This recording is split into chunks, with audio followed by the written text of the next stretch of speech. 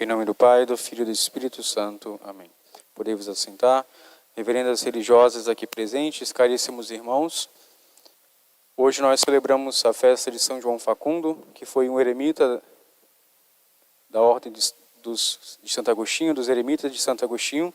Portanto, a Igreja, ao aplicar a ele as leituras, os formulários da Santa Missa, está louvando, portanto, a alma de alguém, está louvando a sua vida por causa do seu trabalho em alcançar, portanto, a santidade. Se nós nos perguntássemos qual é a matéria da vida de um santo, quais são as coisas que fazem um santo ser de fato santo? Em primeiro lugar, portanto, nós devemos recordar que todos os santos, eles são semelhantes a nós, no sentido que possuem a mesma humanidade, ou seja, eles sentiam as mesmas necessidades do que nós, passaram pelas mesmas provas, mas o que vai diferenciar entre o santo e um pecador é justamente a sua abertura à graça de Deus e a sua correspondência.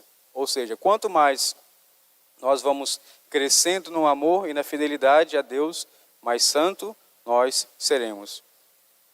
E de fato a nossa vida passa por muitas provas, e como diz a leitura que nós acabamos de escutar do livro dos Provérbios, nós passamos a cada dia por provas, e a nossa fé, a nossa moral, ela vai sendo consolidada e vai sendo também colocada à prova, porque nós podemos fazer o mal, ou seja, nós somos tentados constantemente, nós temos também tendências internas que estão muitas das vezes descontroladas, e que nós, diante dessas tentações, nós temos duas opções, assim como diz Santo Inácio: ou nos virarmos para Deus, buscando a Deus, agradar a Deus em tudo, e nisso consiste a santidade, ou virar as costas para Deus e, portanto, cometendo algum tipo de pecado grave, pecado mortal.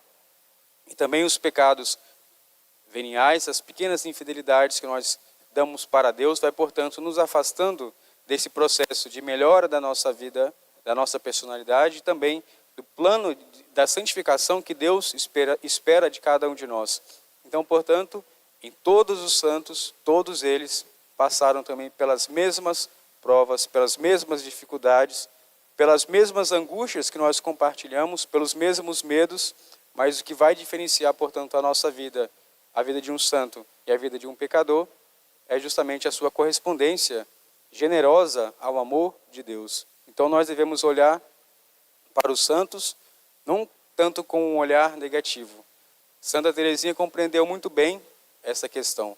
Quando ela olhava para a história dos grandes santos, quando ela olhava para Santo Agostinho, para Santo Tomás, para Santa Teresa, que era da sua própria ordem, ela ficava um pouco com medo e ficava pensando: eu não serei quase nunca desse modo. Ou seja, existem vocações específicas que Deus vai continuamente chamando no meio do mundo, e existem pessoas que são chamadas por Deus para cumprirem um papel determinante na história do mundo, que são justamente os santos. E Santa Teresinha, olhando para a sua pequenez, ela que estava basicamente presa dentro do mosteiro, ela não podia sair, lógico, foi uma escolha livre da parte dela, mas a vocação de Santa Teresinha não era pregar, não era anunciar pelas ruas, pelas casas, muito menos pelas redes sociais, como nós temos hoje tanta facilidade, mas a sua vida era viver uma vida escondida em Deus e, portanto, se santificar daquele modo de vida. E ela, portanto, é uma grande santa, justamente porque ela compreendeu que a santidade consiste na correspondência da nossa vontade, do nosso entendimento, com o entendimento e o saber de Deus e a vontade de Deus, ou seja, cumprir todas as coisas pequenas ou grandes, e a nossa vida, na verdade, a maior parte, nós fazemos coisas insignificantes, aparentemente comuns, que são de fato comuns e ordinárias, que nós fazemos todos os dias, só que se a gente não colocasse amor em todas essas coisas, nós não encontraríamos, portanto, a possibilidade de nos santificarmos.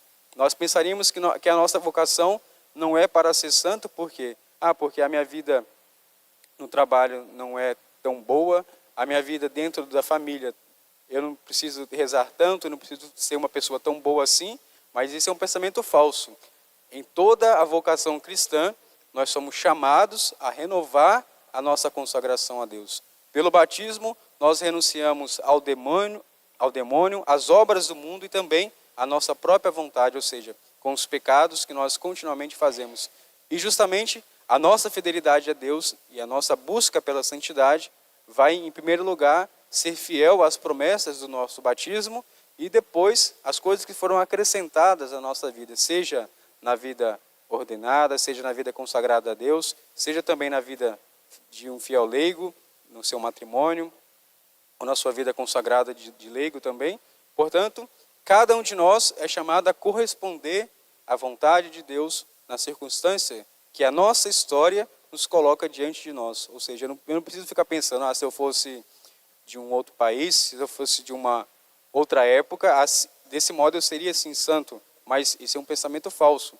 Isso, na verdade, é uma falta de generosidade que nós muitas das vezes pensamos assim e não correspondemos ao amor de Deus. Mas não, Deus quer trabalhar a nossa vida, trabalhar a nossa vocação, assim como nós estamos neste momento. É a partir deste momento que eu devo corresponder a Deus. Se eu não fui tão fiel a Deus com a minha vida anterior, eu faço bom propósito, peço perdão a Deus e recebo forças na Eucaristia para daqui para frente fazer bons propósitos e viver continuamente na amizade com Deus. Daqui a alguns anos nós veremos alguns santos serem canonizados justamente por cumprirem bem coisas tão comuns.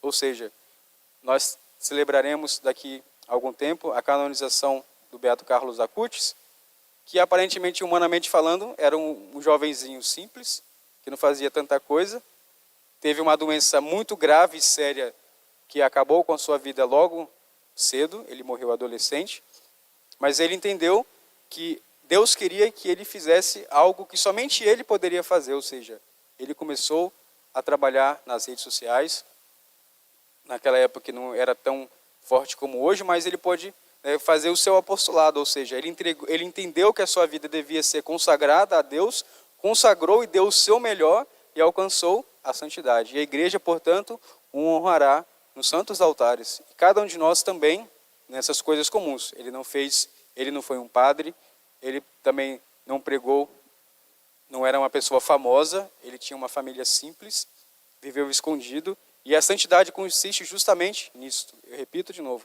a santidade consiste em sermos fiéis ao nosso batismo e a corresponder sempre à vontade de Deus nas coisas comuns e ordinárias que nós temos que fazer.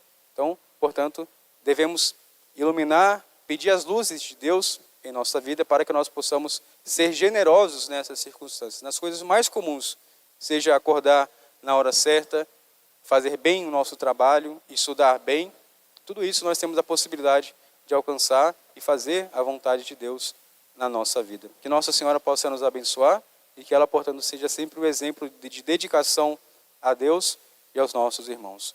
Louvado seja nosso Senhor Jesus Cristo, para sempre seja louvado. Em nome do Pai, e do Filho e do Espírito Santo. Amém.